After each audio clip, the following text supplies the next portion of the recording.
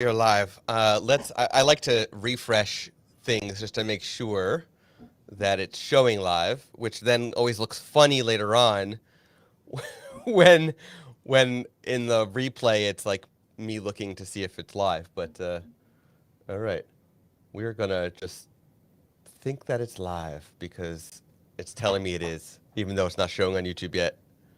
I mean on Facebook yet. Oh, the video's now live. There we go. Okay. So, welcome to an Imagine AI live stream. We are coming to you, actually, oddly enough, Mike and I are both from New Jersey. so, but we are on two different parts of New Jersey in the United States.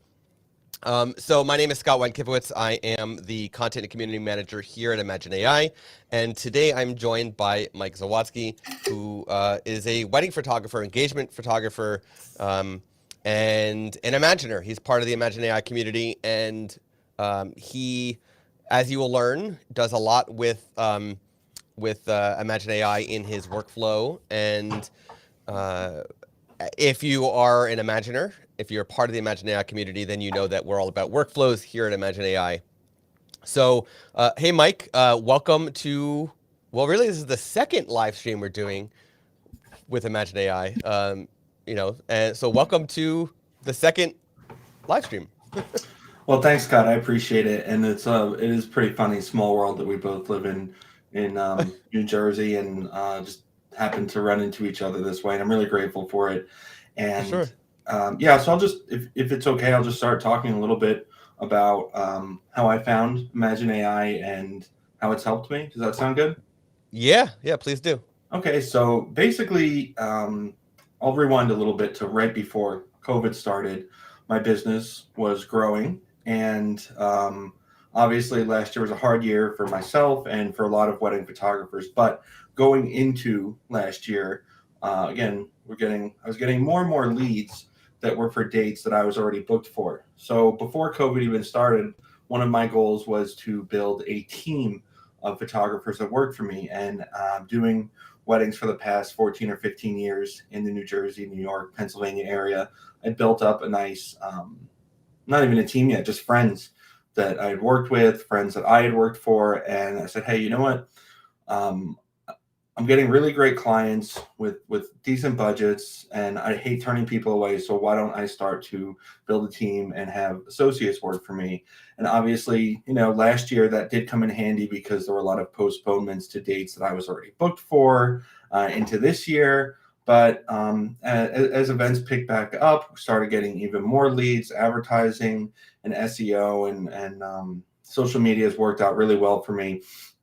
And this year, my company did just over 80 weddings. I photographed a bunch of those myself, but I also had a lot of team working for me. And then, of course, too, you throw on the engagement sessions for weddings that were either this year or for next year, trying to manage my physical health. I've been doing strength training and just fitness in general since basically about halfway through the pandemic. I decided, you know what, for my own health reasons and for taking on this massive workload in 2021 and beyond, I need to lose some weight and then get in shape. So I've lost about 50 or 60 pounds almost since about halfway through last year. Trying to do that, manage family time, relationship that started with my girlfriend in May, beginning of May. So all these things kind of piled up. And earlier on in the year, it all seemed kind of manageable for me. It's like it's so funny. I always look back to March, which was my first wedding this year. So a really nice couple at the Art Factory here in Patterson, Laura and Jose. And pardon me, sorry. I was like, all right, this is my first wedding in the year. I was all gung ho. I'm going to edit this wedding by myself. I'm going to cull it myself.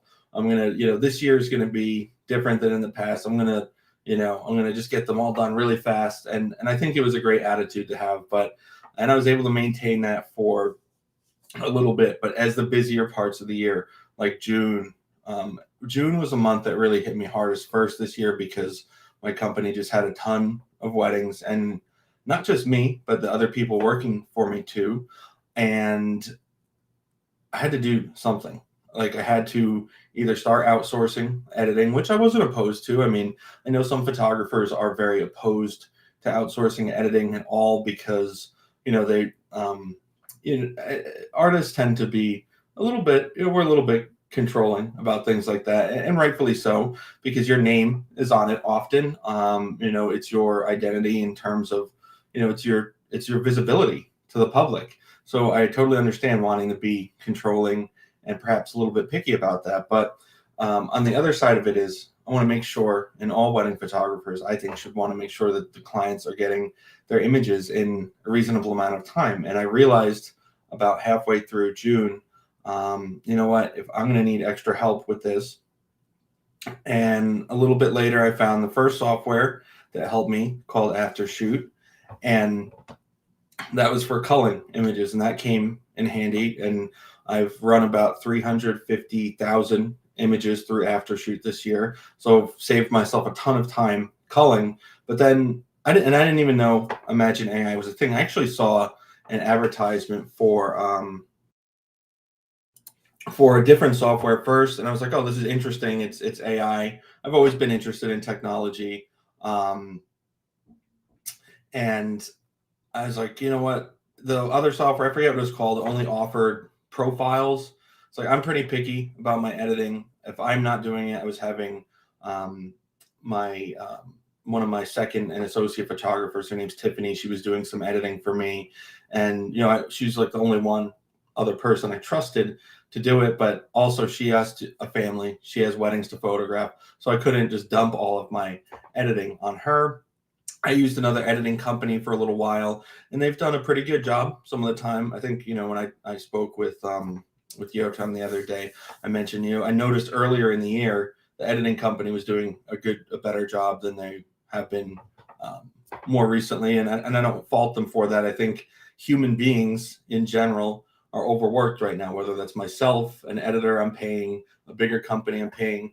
And that's one of the great things about AI is that it doesn't get tired, right? And that's one of the biggest things I always say about Imagen AI, Aftershoot, any kind of AI software, is that while it may not be perfect, and I think that's one of the biggest misconceptions I'd like to address with AI as well, is that people should not think that this is just a one-click solution. Like, okay, whether it's Aftershoot or Imagen AI, you don't just click the button and it's done. Like, okay, that would be great if it worked that way, and maybe one day it can in the future as the AI improves and learns.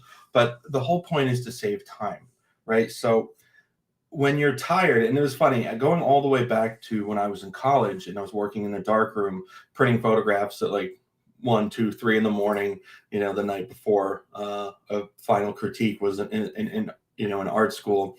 Our professor would always tell us, his name was Klaus, old German guy, who would always tell us, don't print when you're tired. Don't do stuff when you're tired, because you're going to look at it the next day and think like, what the hell was I doing? And the same thing is true with editing too. Like I've always been kind of a night owl myself. And when I've stayed up really late editing into like the hours when some people like my girlfriend are waking up in the morning, and I've looked at the photos later on, it's like I actually have to go back and do more work again. So I'm creating even more work for myself by being tired and working. So I've always said to people who have, raised some questions about any kind of AI processes in photography, like, oh, well, it's not perfect, but like, neither am I when I'm tired. Neither is an editing company filled with tired editors. Neither is your personal editor when they're tired and overworked either. And that's a great thing about the software to me, is that it allows me, for example, to run an edit while I am working on emails, while I'm working on another job, while I'm going to do a shoot. So it's made my business more efficient in that way. But beyond that, and this is something you and I talked about, and I've also spoken with other photographers about, is the time saved, not just for business, but some of those other things I mentioned before, like family time, right, personal time, mental health, like all those things. yeah. Like we deserve to have a life, Yeah. Well, you're literally, you just mentioned that you've been on this journey of weight loss, right? Which is a Yeah. pretty major thing for anybody, whether they're a photographer or not, to go through. The mere fact that you could send your photos for editing, and even doing the culling, you said you use Aftershoot for culling. Even doing the culling and then the editing, you could literally do all this while you're at the gym working out, and you're getting physically healthier while your business stuff is still going on at home or in the office or wherever. Yeah, exactly. And there's many aspects to that. One, for example, is, I'm making a home cooked meal for my girlfriend and I instead of getting takeout. So we're saving money, we're eating healthier, we're spending time together. There's just so many benefits to, and that's another thing too. It's like some people say, oh, well, I could have done X, Y, or Z like almost as fast as a software. Well, first of all, no, I don't believe someone can actually edit an image per second like Imagen AI does. But whether that's just as a batch or just certain parts, or like, oh, I'm wasting more time going back into it. So really the thing about AI and using any of these softwares, I think, is just changing how you think about it. Because while a lot of that initial, even if you do, and I certainly go through the galleries, the greatest thing about any of the AI things is when I'm reviewing the gallery, yes, I make adjustments to the gallery. Yes, I make changes here and there, whether it's a cull or an edit. But the thing is, there's vast parts of the day where I just scroll through. I'm just like, all right, that looks good. I'm going to keep going. I'm going to keep going. I'm going to keep going. And then sure, I get to a little part where a minor exposure or color, white balance adjustment has to be made. Or, I'd like, if I get to the portraits, like I try not to overdo it. It's really hard because now that I've saved all this time with AI, Lightroom has some great new features for like subject and sky masking. Now I want to recapture some of that time to dive into like maybe 20 or 30 of the images from a wedding and do like a special edit for the couple. So I get some images that really stand out that I can, impress them with, but also blog, Instagram, up the production level a little bit on some of these images. So I have to be careful with that now that I've saved so much time to not jump back in. And in the future, it would be great if Imagen AI could do some of that local masking and editing too. But wouldn't that be nice? Yeah. But it's such a multi-layered philosophy I have about the time saved and what I've done with it. And again, it has improved both my business and my personal life, because also too, there's just no way that I could have done everything that I've done this year while also editing all the images myself. And I've also saved a lot of money not sending the images, all of them, to an editing company. And it's just been an overall net positive. It's fantastic. So real quick though, I want to just share that we've got some people that are watching or sharing where they're coming from. So we actually have 2 people viewing from Philadelphia, which is really cool. So hello down south. Actually, this shirt I have on from the camera store, Unique Photo. This is the Philadelphia skyline. Philadelphia one. So nice. Represent.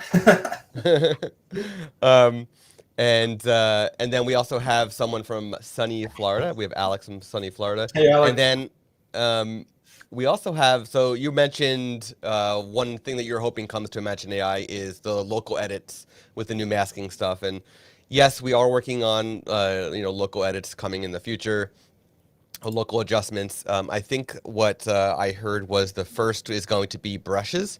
We got to take it step by step. It's one of those, put it out there, make sure it works, and then you can bring what you've done and bring it to other local adjustment tools. But Lori asked or commented, this is a very popular thing, and it's a very popular request for support with Capture One. And just to share, yes, that's something that we definitely want to do. And we actually have been in talks with the Capture One folks. I will tell you, Lightroom has a big market share in the photo industry. Millions of users of Lightroom, where Capture One's like, hundreds of thousands. So there's a big difference, even though Capture One still is very large. There's a big difference. So that's why Lightroom came first, of course. But all in due time. Hey, we got another comment. Somebody. So also, if you are on Facebook, please go to the link that you see up on the screen, the chat.restream.io/FB. That way, when you comment, so we have a comment that says, I'm from New Jersey as well. We can't see who is saying that inside of Restream unless you connect your Facebook to Restream, and then we can see it. Tom says, loving this so much, it's saving me days. Tom from the UK. Hello from the UK. So yeah, it's very exciting.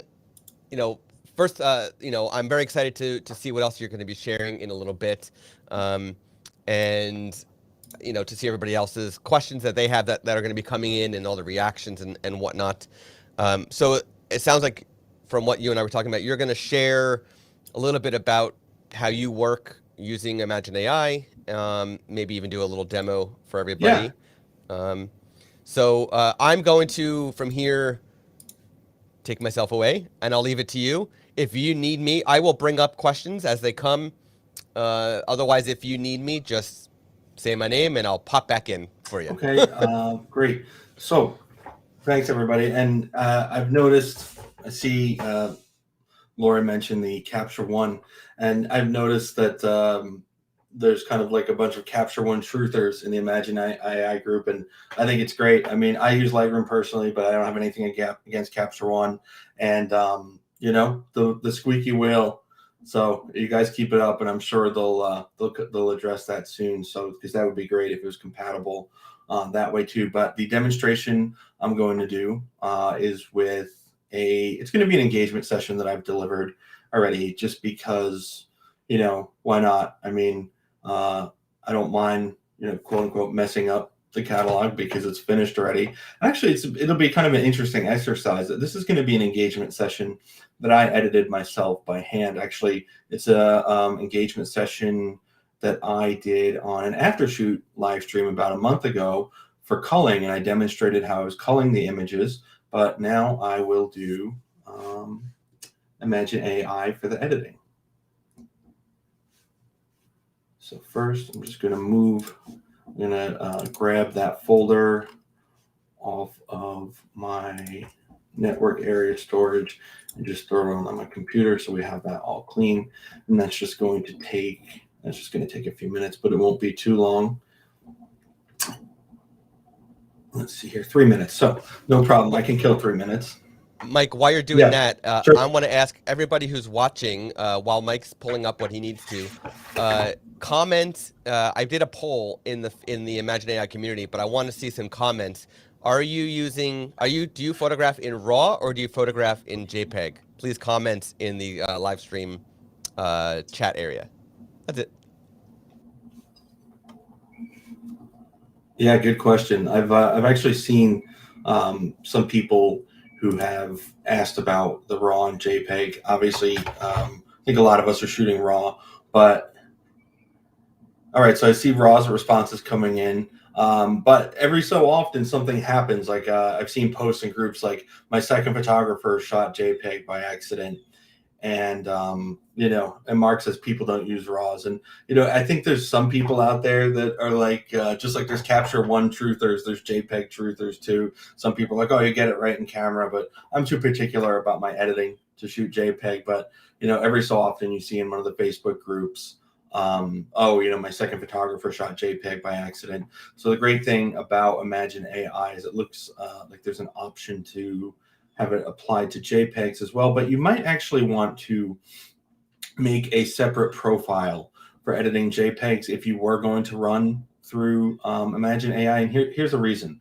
If you ever did have a catalog where you have RAWs and for example, again, if you had a second photographer that shot JPEG by accident, or it's older images of yours and they're just JPEGs. Like let's say, for example, you're putting together a slideshow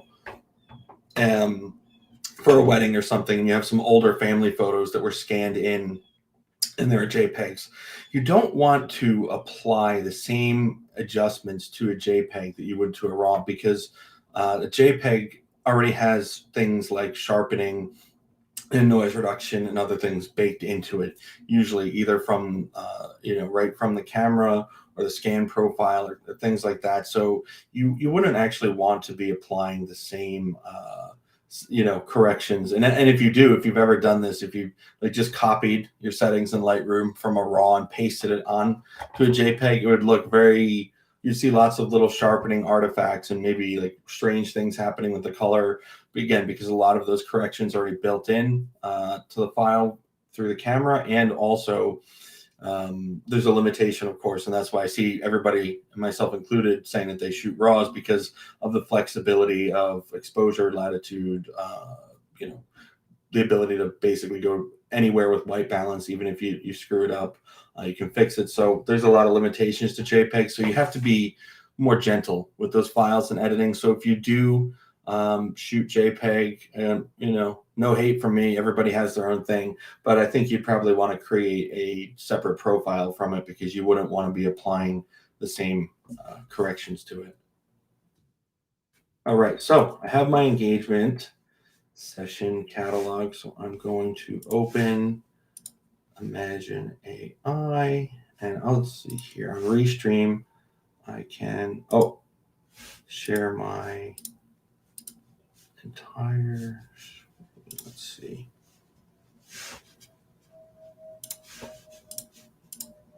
Okay, so I'm sharing my screen now, and let's see. I'm going to browse. And this is delivered already, but I'm going to just open this catalog. And I'm going to name it Sarah Sam, because that was it. I've named mine Bold Warm. And we'll do straighten. And this is a big thing here. So for image filters, I took 918 photographs during this engagement session. I don't want Imagen AI to edit all of them. So when I was culling earlier, I have filtered already. And if I uncheck green as well, because here's why I uncheck green. Again, everybody's going to have their own methodology when it comes to it. But when I either send previews to a client, when I have edited images already for the previews, I mark them green. And I don't want Imagen AI to edit those, because I'm interested to see how what I did and delivered to this client compares to Imagen AI. So that's going to take it down to 159, because I guess I gave them about 62 previews, which is a lot for an engagement session, but this couple was a lot of fun, and there were a lot of great photos, and I wanted to get them something right away, because I think it was just before a holiday, or family was visiting from out of town. And then I'm also, I'm going to include edited photos here, because I've already edited and delivered this catalog, but I'd like Imagen AI to quote unquote re-edit it, so I can see how it compares. It'll also be interesting to see how my profile has improved since from when I first started this summer. So I'll choose that, and I will send it. And let's see. Here we are. I'll stop sharing for a second. So Scott, while that runs, was I correct in what I said about raw versus JPEG, like profiles in Imagen AI?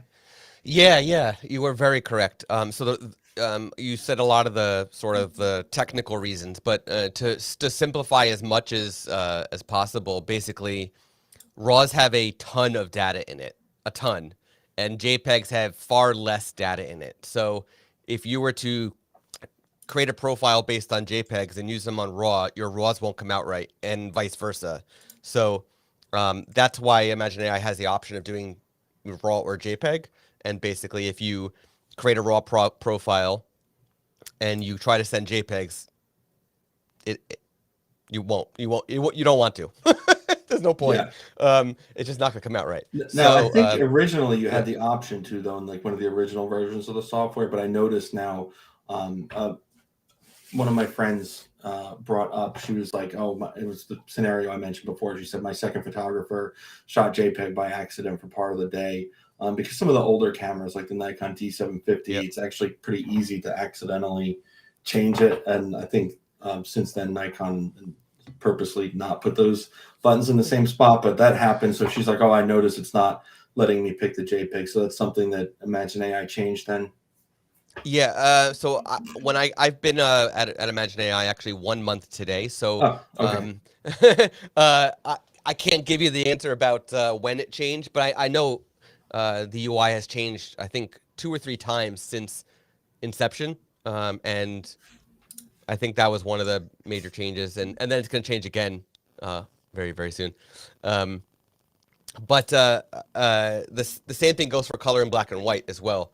Whereas actually, if you create a profile based on color edits, the Imagen AI will actually ignore black and white photos for any editing with that profile. So it's sort of a similar thing. It's raw versus JPEG, and then color versus black and white. You've got to make decisions ahead of time of where you want to go. So You know what's really cool is that you just sent for editing, and now we're just here chit-chatting, and your photos are being edited. yep. Yeah, it says there's only a couple minutes left uploading. So actually, one of the things I was wondering about was black and white as well. And I've seen other people bring that up too. Like, oh, I like to do some black and whites throughout the gallery, and I'll actually show how I do that. Because again, while it would be wonderful if everything was just a one-click solution, I still like to go through the gallery and personalize it a bit. There's certain parts of the day, not only for the client so they get a product that lives up to the standards I have, but also so that I can re-upload to Imagen AI and teach. But as I'm doing that, as I'm going through the gallery, I am putting in some black and whites, if I see two photos that are really similar, I'm like, all right, let me give them a black and white version. Or if it's just, from a artist creative perspective, if this image will look better in black and white, I'll make it black and white. And I do some black and whites. For others that do more, I think it would be great to create a profile for it and just, maybe filter those images differently in Lightroom with like a color. So you can run that through Imagen AI as well. But I think for most wedding photographers that are maybe delivering like 5% black and white, 10% black and white on the high end, that you can, as you're, doing like the final once over of your gallery, you can make those, just throw in some black and whites there. So that's how I handle it. Yeah. So I've got I could be an outcast on how I go to black and white, or when I go to black and white, or why I go to black and white. For me, I have always found that I like photographing in color for the most part. And then if I find that for whatever reason, my exposure was just horrible, whether it was bad lighting and I didn't bump up my ISO enough for this one frame or whatever it was, if it's just not bearable in color, but could look really good as black and white, that's usually when I will just convert it to black and white. But it's like, for me, in my workflow, it's like the last thing I would do. So I don't know. I could be the minority in that front. Hey, everybody's different. Yeah. So actually, before we jumped on this live, I sat down and chatted like this with some of the dev creator Yotam from Imagen AI, because I saw a lot of questions in the groups about, how do I update my profile, or how does the AI work, or what is it doing, how is it analyzing the photos, are there certain parameters that don't change when edits are being applied, how does the AI learn from fine tuning? So I am not a developer, I'm not a programmer, so I don't have like the exact technical, like code by code, like line by line answers to those things, but I do have some good info for people if anybody has any questions about the the nitty gritty and wants to know about how the software works. I got some good info on that, and I'll kind of disseminate some of it while I'm going through the catalog too, because I'm sure it'll be relevant to bring up as I edit. And I'm just waiting to get now that all important and lovely email. Yep, that's here we go. 128. So it happened a minute ago. So let's see. I'm going to. Alex just said black and white works great when you have a great composition, but there's too much noise in the image. I use black and white to hide that. Yeah, I mean, you know what? Sometimes black and white is the perfect way to hide imperfections, and in some ways, it can make an image look at the same time like it was, perfection. So, all right. So do you want me to put your screen back up here? Are you ready for it? Or... Yeah, I'm just in the software downloading the catalog. Okay. Pretty straightforward. So it says downloading the edits will overwrite any previous edit. And again, this gallery is already delivered. I don't care if it overwrites it. Obviously. So I'm going to open my Lightroom catalog. And you see how quickly that downloaded too.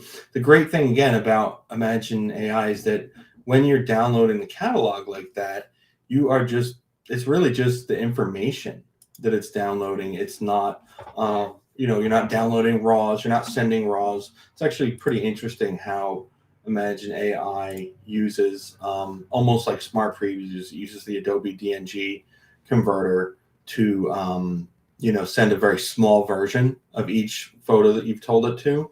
So that's one of the great things too, is you're not, one of the biggest cogs or roadblocks in workflow with editing is having to send all this stuff back and forth and communicate with editors. And even some of the really good editing companies that I've worked with this year, it's tough because like you have to put it on the calendar because the good editing companies don't have a lot of availability because a lot of people are using them. So there's just all this logistics that goes into using other services where you have to deal with humans, and then I made a reservation for 1,200 images, but then when I called my catalog, it ended up being like 1,100, and then they have to refund me part of it, or it ended up being 1,300, and then I have to pay more, and it's just like, and then like, oh well, we're not going to start editing until we have the confirmation that it's the right this or the right that. So, and I appreciate that they have to do that to run their business, but there's a lot more flexibility with Imagen AI. Like if I don't feel good and I need to go to bed or like sleep or just take it easy, I know I'm not missing like a deadline to upload to my editing company because Imagen AI is AI. It's not, it's not waiting on me. It's there for me when I need it. And that's 24/7, which is great. So I'm going to look through some of these pictures now. And I see that this all looks pretty consistent with my style. So the green filtered images on the bottom are how I edited in myself. So I'm looking, and these are pretty close. I'm noticing that I edited it a bit warmer. So I'm going to just pull my white balance a little bit, and that looks closer, maybe a little bit down. And again, you don't have to generally, I mean, I'm looking at most of these and I'm pretty happy with them. This couple had fun with pizza. They also got me a slice of pizza, so I was pretty happy about that. But yeah, it looks like pretty close. And what you'll notice too, for example, is that the tone curve stays consistent. When I was talking to Yotem a couple days ago, that was one of the things, as he mentioned, the tone curve is a parameter that doesn't change from image to image, and that's a good thing, because while all these other sliders here for color and for exposure and for HSL sliders, you probably want that to reflect your editing style and change a bit. But for camera calibration, for example, you don't want that touched, and tone curve, you probably don't want that touched either. Camera calibration, sliders, and tone curve are how photographers have their signature look on work, and it's often like the foundation of the contrast and the black levels, the white levels, and how each color from the raw file is interpreted. So you generally don't want those things touched. And that's great that Imagen AI kind of from your initial profile locks those in. And yeah, so I'm noticing this is pretty darn close. Just needs a little bit more warmth and a little more contrast, I'm noticing so far. And actually, the crazy thing is, oh, go ahead. I was just gonna say we got some comments and questions if you want to answer those right now, or would you want to hold off? Go for it. Okay. Fine. Yeah, go for it. All right. So Alex says, is it recommended to make a catalog per event, or will it only override edits of those specific photos included in the upload? Well, I mean, I right now have been making catalog per event just because one of my biggest fears is a corrupt catalog, especially during the busy time of the year. But there are certainly, to access some of the greatest parts of Lightroom's cataloging features, it is recommended to make a master catalog that has everything in it.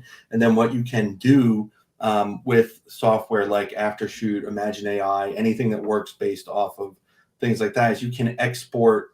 You can make collections within your master catalog and export that as an individual catalog, and then have the edits applied to the individual catalog, and then re-import that into your master catalog. And that's like a whole process. It sounds a little bit more complicated than it actually is, but there's basically, to answer the question, there are ways to work with Imagen AI or any catalog-based software like this that would also be fine either way. Just if you have a master catalog, you would probably want to export just the job, whether it's an engagement session or wedding and portrait session. You'd want to export that as its own individual catalog as you've after you've culled it, and then you see you can right here export as catalog, and then you can also import from another catalog. So there's a little extra step you have to take if you're using a master catalog, but it's not that big of a deal. Did we have other questions too? Yeah. There's so Abhi says, could you comment on the crop and straightening options? Do you use it, and are there any downsides? So I've tried to crop, and I had mixed, and this was when Imagen AI was pretty new over the summer, or at least new to me. I tried to crop, and some of the times it was like, oh, that's genius. It made like a whole new image for me. Other times I was like, what is it doing?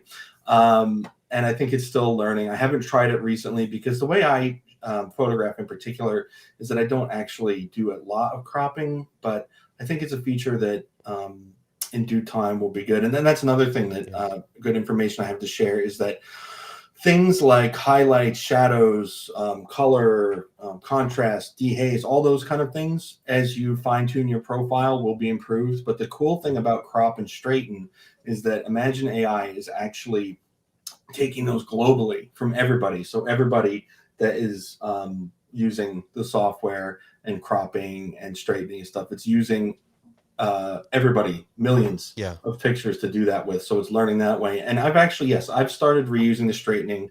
When I first started using the straightening, and I hope you guys don't mind me saying this, it wasn't very good. And I was like, why am I paying extra for this? Because what it was doing was, it was just making like a lens. It was just really just doing lens correction, transform, like level, and so maybe a couple other things. And sometimes that works great. Sometimes it works terribly. And you end up with like, I'll just do it here. You end up with like something like that where but now with the way that Imagen AI is doing the straightening, you'll see it's actually an angle straighten in Lightroom, and it's gotten it pretty darn good because this was a little crooked. I just reset it how I shot it, and so it's Imagen AI does a good job with straightening. And not that straightening takes a long time to fix ourselves, but again, it's one of those things when you're doing volume and you have lots of either lots of jobs yourself, lots of people working for you. It's one of those things that adds up over time, So So just to reinforce what Mike just said, so 99.9% of Imagen AI is personalized to you, the photographer. Right now, there's only 2 parts that are not personalized, that they're global to the entire Imagen AI user base, and that is the cropping and the straightening. Everything else is completely personalized to you. There's one more question, and then I'll let you get right back to it. So Abhi asked another great question. For fine-tuning, do we need to exclude the black and white since my profile is for color, or does it exclude automatically, like during the teaching process? Do you want me to answer that, or you want? You know what? I've actually wondered that myself. I've not excluded them, and my profile seems to be working really well. So I'm thinking it doesn't matter, but I'll defer to you since you probably know better than me. So just like the teaching process, if you're setting for edits or for fine tunes, black and whites just get ignored automatically. So you don't have to worry about it. So there's that. Okay, good to know. So here's a great example of where Imagen AI did this edit, and I added a little warmth and contrast to it. But this was the original edit I sent my client as a preview, and it's good. They liked it. It's a fun picture. But I actually like the edit, and I'm going to paste it on there that Imagen AI did. And again, just add a little contrast. But I like this edit more than my initial one. My initial one, again, it's good, but I think the blues are a bit loud for my style, and I think it's got a bit too much magenta-ish. Like, I don't know, it's just like it looks a little bit harsh. But this seems to actually, it's funny, and that happens every so often where Imagen AI learns my style a little bit better. Then again, not necessarily a tired version of me, but a version of me that was rushing to get these previews out to the client. So, but here's an example where the opposite happened. I actually I think what I did better, than what the AI did, but that's the whole point of this. So I'm going to just throw this on here, and it's great that I'm doing this because now I can fine tune. And you see, the great thing is even when I'm doing this, the adjustments I'm making are not like life altering or like insane edits. It's just a little bit brightness here, a little bit of color there. And for example, these images are pretty similar. So I'm going to throw one of these in black and white. And there we go. That bokeh, by the way, is absolutely stunning. What lens are you using for this? This is thank you. This is a Sony 51.2. Oh yeah. Yeah. And it does I've really fallen in love with that lens. And it just, sometimes it just blows me away because, years ago it was kind of just a novelty to have a 1.2 lens, and maybe you could shoot a couple portraits with it, but with a DSLR, even like some of the better ones, you'd have to shoot like a ton of see, I actually like the way Imagen AI did this one better than when I was about to paste onto it. You'd have to shoot a ton to get one that was like a keeper, and you certainly wouldn't be shooting people moving at 1.4, 1.2. And that's a big part of my style now, actually, is getting people laughing, interacting with each other, and shooting that at 1.4, no problem, So, that's been a big ad this year. I switched to Sony last August, and I got that 51.2 around, I think, March or April this year, like right when things started to pick up again business wise. I think as soon as it came out, when I saw that lens and I saw some of the first reviews on it, I was like, all right, that's going to be my, one of my main go-tos in addition to my 85, 35. And again, these two are similar. So I'm going to make one black and white. I have some different black and white profiles I use, but it's not, and that's good confirmation to know too that Imagen AI doesn't mess or just kind of ignores those images. Let's see, these need to be taken down a bit, but the spirit of it is there. Actually, like this one in black and white as well. Do we have any other questions right now? Not right now. Right now, there's been comments about that lens. Okay. What are people saying? Yeah, so Jamie Rose, who will be on the podcast as well at some point. She said, "Yay! I love that Sony Electronics 50 millimeter. Love that lens too." And then Alex says that is their best lens to date. People said that with the E-mount Sony wouldn't be able to make 1.250. I guess they showed them wrong. So I'm not personally a Sony user. I use Nikons, but I mean, I just think a 1.2 lens, a good quality 1.2 lens in general, is just they're machines. They produce such stunning results. And actually, yeah. So the great thing is that all brands now, Canon, Nikon, Sony, all have good 51.2s, and it's just a mirrorless focusing is so much more accurate than DSLR. So it really just opens up a whole So any of the 51.2s out there right now for mirrorless are great. Yeah. By the way, I mean, talking about mirrorless, eye detection, which is in mirrorless cameras, is a perfect example of additional artificial intelligence that's been complementary to photographers, not like a replacement of things for photographers. Right. We did have some questions. Let me see. So Mark is asking, do you batch changes images from Imagen AI in the library mode? Do you batch change images from Imagen AI in the library mode? I'm assuming because I mean you could, but you have to do it from like the menu to develop. I tend to go through, and especially when because right now my intent with this catalog was to use it as a demonstration and to do like because I really want to fine tune my profile more and just get some more images into into the neural network to have my profile improved. So again, these are pretty darn close. I just right now my intent is to push my profile a bit more in the warm direction and a bit more magenta. And actually, yeah, see, I love this edit Imagen AI did. If I paste on what I was doing, it goes too much. This is like a perfect edit, and I actually again like it better than what I did there. Yeah. Abby asked a question that we brought up before, but we'll just show it again. Sure. Will masking tools ever be incorporated into the AI? Is it already doing that? So eventually, I don't have any time frames. That is something that we are planning. And Yotam, Yoav, and Ron, the founders of Imagen AI, confirmed last week in the Q&A in the community that brush tool will be the first local adjustment coming to Imagen AI edits.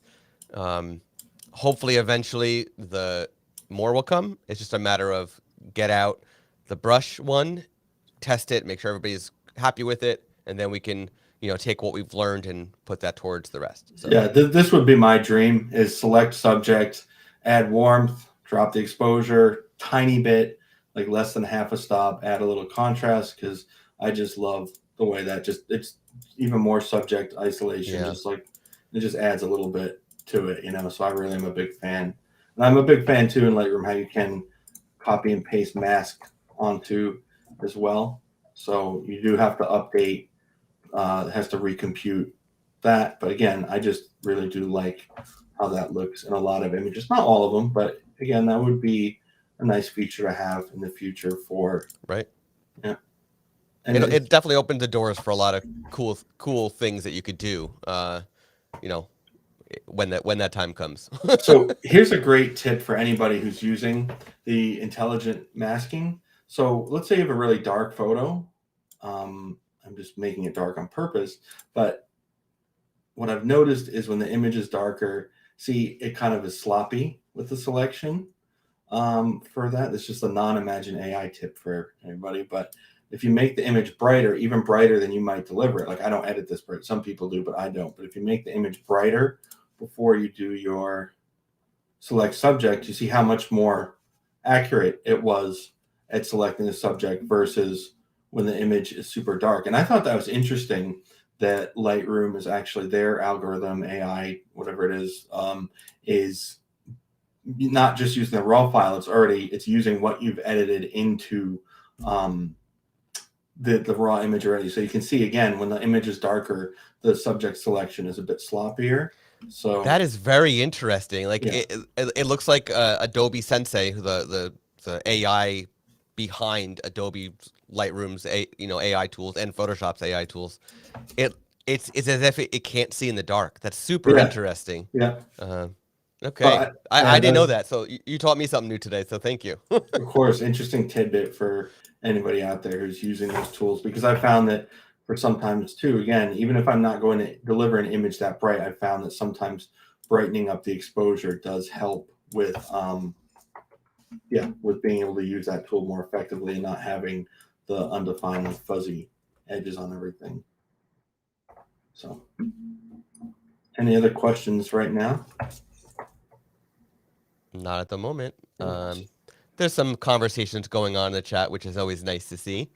But no, if anybody has any questions for Mike, please be sure to get them in the chat. Here's a great thing I've seen about Imagen AI too. For example, this photo here, like it used to really struggle with Imagen AI with scenarios like this, where I'm intentionally leaving some lens like haze and flare inside of the image. But as I have uploaded more and more images like that, it's learning. So, a good analogy is if, you have a baby, for example, and babies are really good at learning languages and words and things. If you teach a baby, okay, that's a dog. You teach a baby dog, eventually it learns a dog's name. I had a dog named Merlot, and the baby kept calling the dog Merlot, and if the baby met another dog, it would probably call that dog Merlot too. So actually, my friends Tim and Jess were over here and saw. They have a girl who's 2, and she saw my dog and called it Ellie because her dog's name is Ellie. So it takes a repetition over and over to teach. No, that's another dog. That dog has a different name, even though they look similar. So that's kind of a good analogy to, I think, how the AI learns. It takes a lot of repetition and teaching so that it can realize the subtle differences between scenarios. Even if that's a very, very good analogy. In fact, do you want to talk about how the importance of fine tune for your profile to get more accurate? Yeah. So for fine tune, again, that's why I'm doing this so carefully for this too, because I really do want my profile to start. And I like what Imagen AI did better than what I did with these. It just needs a little bit of touch like that, because I really want my profile to be improved for all sorts of different situations. I do shoot in this kind of lighting a lot. And again, I'm not crazy about the edit I did here. And I like the Imagen AI one, but I pasted onto it better. Now that's the thing too, is I don't know if Imagen AI would have edited this particular image differently because it wasn't run through it. And that's the one thing that's important for everybody to understand, is that Imagen AI is it's not doing what I'm doing right now. It's not pasting onto each image. It's analyzing each setting in each scene, and it's making adjustments based on what's in the scene. Now, how specifically it does that, I don't even think the devs know exactly how the neural network works with that yet. It's a little bit of a mystery from what I understand.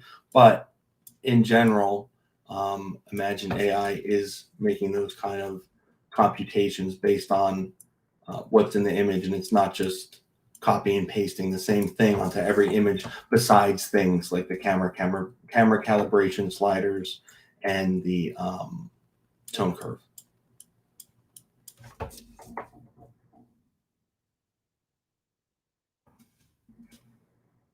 You there? Yep. So Okay. so we've got a couple more minutes left, about Sure. let's say like 5 minutes left. What I'd like to do is see if we can get any more questions from anybody who's watching the live stream. We'd love to have Mike answer your questions. I'll answer whatever I can answer for you. Otherwise, Mike is going through. He's going through and actually doing his final edits on this gallery, and then basically what he's going to do is send it back to the AI to learn more about how he prefers.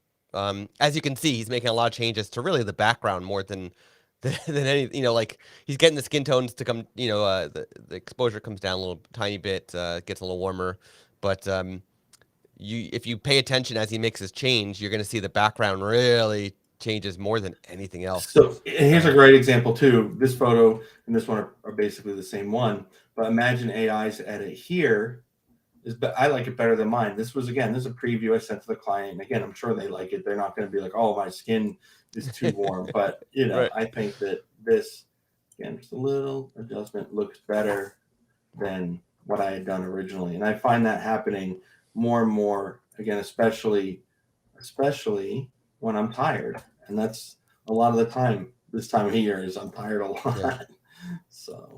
So I've got a question for you that's Sure. completely unrelated to Imagen AI, but more business, Sure.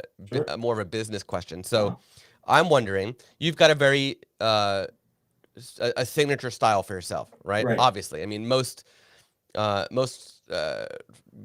full-time wedding photographers who've been doing it for as long as you will have a style at this point. So I wonder, have you ever had a client come back to you and say they're not happy with how the colors are, or how just the overall look of the photos, not necessarily like the pose or the crop, but like it's too warm, like that kind of thing? Have you ever had that come back after? And this is the key point. They've already seen your work. They've already hired you. They know how your work looks, but then afterwards they say they're unhappy. Have you ever had that happen? No, not really. I mean, that's the thing too, is that I like that Imagen AI doesn't do drastic changes. Like this is just such a minor change here. That it updates your profile slowly over time, and that's the way, because that's the way I work too. Is yes, my subjective view of what, and this is again, my edit had too much magenta, so I like how that looks better. So sure, I make small changes to my editing over time, but no, I haven't. Every now and then, again, I do a lot of weddings every year, a lot of engagement sessions. So every now and then, there's after I've done engagement sessions, I'd say like once a year, there's someone who's like, oh, I think we were hoping for something that's a little bit different, or it could be a personality thing, and we go our separate ways. And I've never had something where it's been like there's any been like legal threats or like really hard feelings Right. or anything, but every now and then, someone will decide to change to a different photographer, and that's fine.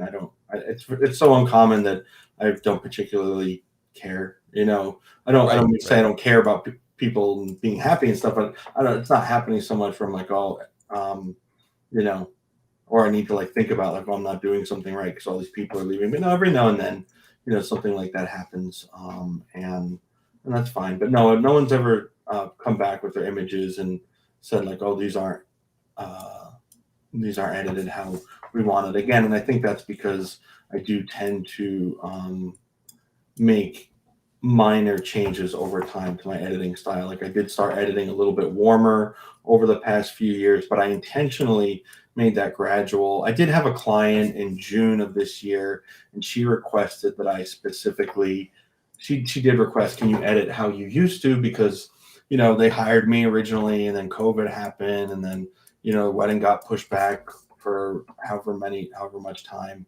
And yeah, my editing had changed a bit then. So even before we did the wedding, she asked, did you edit from how you did when we hired you? And for, I'd say, most people, that would have been kind of an indistinguishable difference, to be honest with you. But for her, it was important. And of course, I was happy to honor that request for her. I mean, it was really a minor thing for me. I just used one of my old presets instead. So it was no big deal. Awesome. We had one more question. It's obviously a joke, Sure. but so Eric asks, is there an AI feature to fix a subject that doesn't like their face? Wouldn't that be something? Yeah, actually, I know why Eric's asking that too, because he's one of my assistants. And it's an inside joke, but yes. So the great thing is that Photoshop actually has neural filters now where you can change people's facial expressions. Yes, they do. But I found that they don't work too well. So if you don't like how your face looks, you might be on your own, Eric. I'm sorry. You know what? I've toyed around with those new Photoshop neural filters as well. The one that I'm really excited about is one that probably most people don't care about, except people who are now scanning old photographs from their family history, and that is the colorize. Right. Colorize black and white photos. How does that work? Does it work well? So I've used alternatives, and alternatives have worked well. I haven't played around with the Photoshop one enough to make a determination, but I've got a very good photo that actually traces back to the Holocaust. That my wife's grandfather is actually in the photo. Oh, wow. And so I've used that to, as like a good example, because there's a lot of dirt and there's some colors that what the color is, but like there's an American flag in there, but then you also see very dirty people who have obviously had not been able to shower in a long time and beat up clothes, and we know what color the suit was that he was wearing, but other people don't. So it's a good test for me to say, yeah, the American flag looks good, but does he look good as well? So, but yeah, so that's an exciting thing that AI can do for photographs, that doesn't take over anything really. Yeah, that's really cool. And again, I'm just really liking, for a lot of these images, the edit that Imagen AI did, because I guess, just like when you're tired in editing, when you're rushing to deliver previews from a gallery, you're also rushing to an extent. And so it's great to, even though I am making some changes, it's nice to have some of these edits done, I guess, from like a neutral perspective. Yeah. So why don't we wrap it up? Okay. Wrap it up here.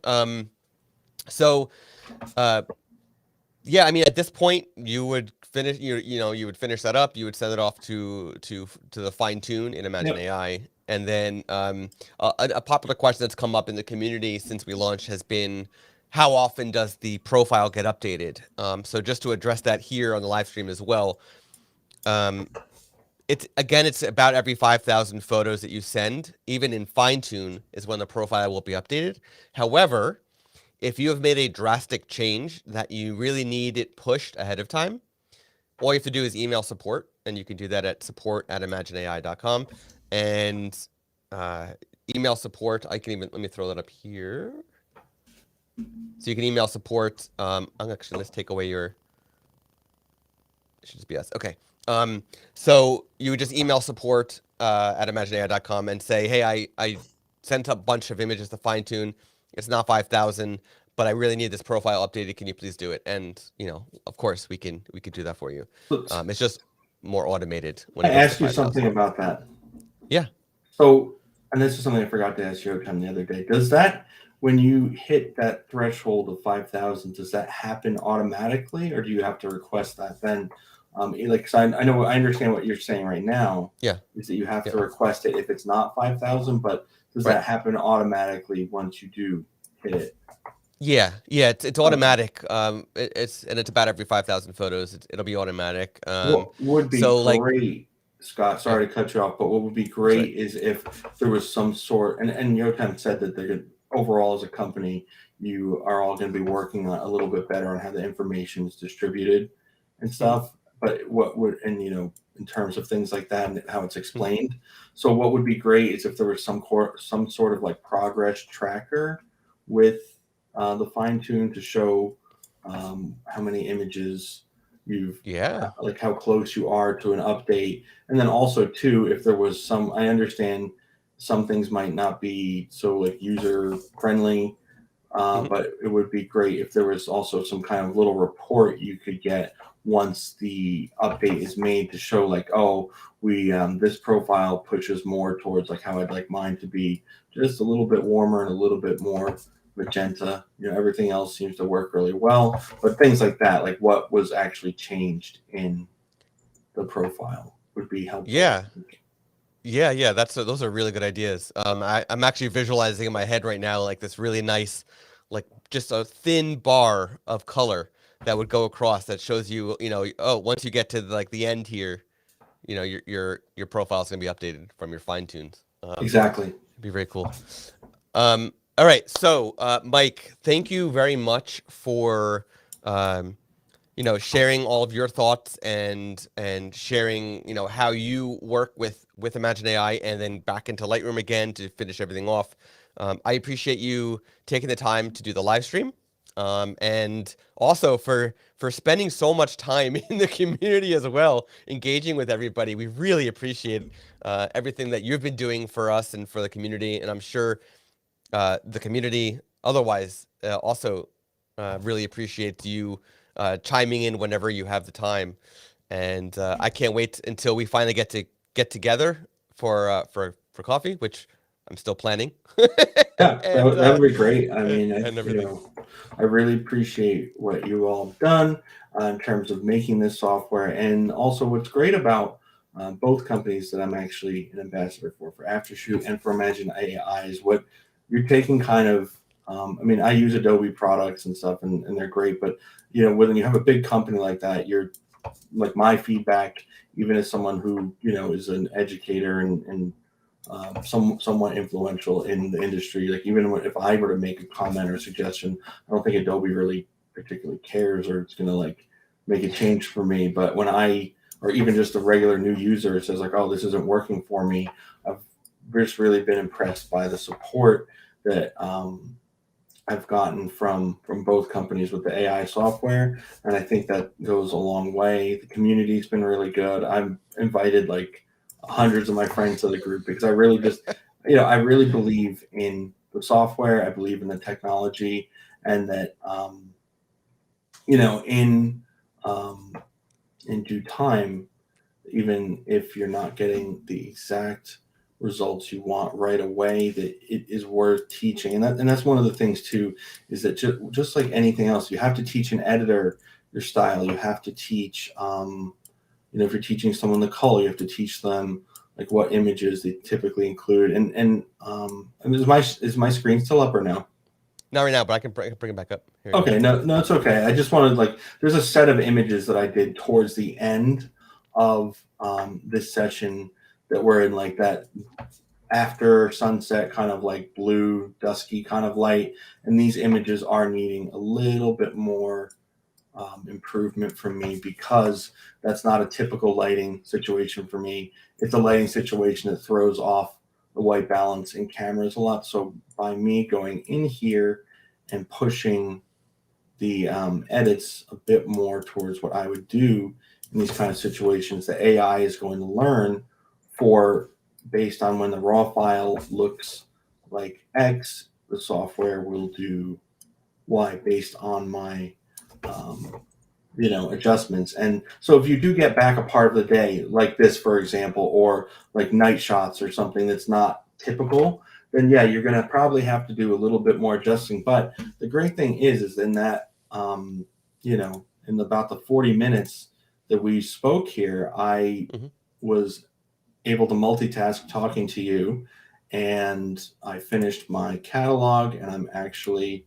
going to put in the fine tune for it just to wrap up our stream, which was pretty cool that in the amount of time it took just to sit here and chat with all of you about this, that I was able to upload a catalog to be edited, download it, put a couple finishing touches on it here and there, and then re-upload it again for the fine tune, all while we were talking.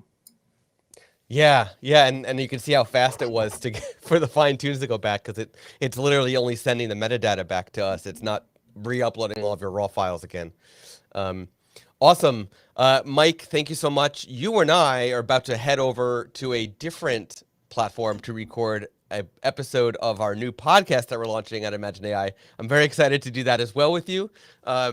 So we are going to end the live stream here. Thank you everybody who tuned in live. Thank you everybody who watches a replay after. This actually went out to YouTube, to the Facebook page, to the Facebook community, and to Twitter. So this was a first for Imagen AI. Very, very exciting. We can't wait to do more of these for the community, and also to do more of these with you, Mike, because you're great, and everybody's learning from you. So it's awesome. Thanks, Scott. Appreciate it. Thanks everybody for joining, and hopefully I'll see you all again real soon.